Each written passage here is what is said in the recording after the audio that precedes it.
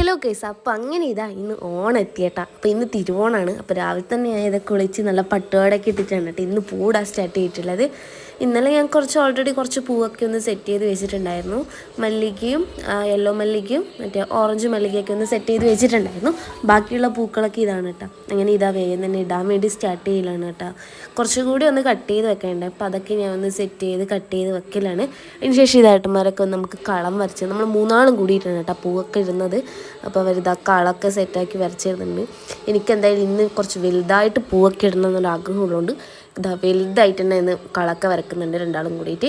എനിക്കിങ്ങനെ കളം വരച്ചെന്നാൽ അതിൻ്റെ ഉള്ളിൽ ഫില്ല് ചെയ്യാൻ വേണ്ടിയിട്ട് ഭയങ്കര ഇഷ്ടം. അങ്ങനെ ഇതാ തുടങ്ങിയിട്ടുണ്ട് പൂവൊക്കെ ഇടാൻ വേണ്ടിയിട്ട്. ഞാൻ ഫില്ല് ചെയ്യുമ്പോൾ അടക്കൊന്നും ആവില്ല, എന്നിട്ട് അവർ കൂടെ സഹായിക്കും.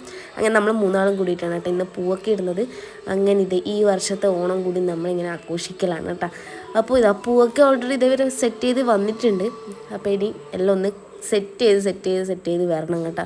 അങ്ങനെ കുറേ പൂക്കളൊക്കെ ഇട്ടിട്ടുണ്ട്. എങ്ങനെയുണ്ട്? കളൊക്കെ വരച്ച് സൂപ്പറായിട്ടില്ലേ?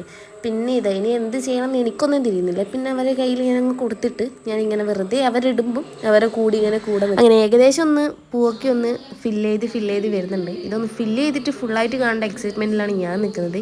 പിന്നെ ഞാൻ വീണ്ടും ഇറങ്ങിയിട്ടുണ്ട് കേട്ടോ. അപ്പോൾ ഇല്ല പൂ വെച്ച് ഞാനും കളൊക്കെ ഒന്ന് ഫില്ല് ചെയ്ത് കൊടുക്കലാണ്.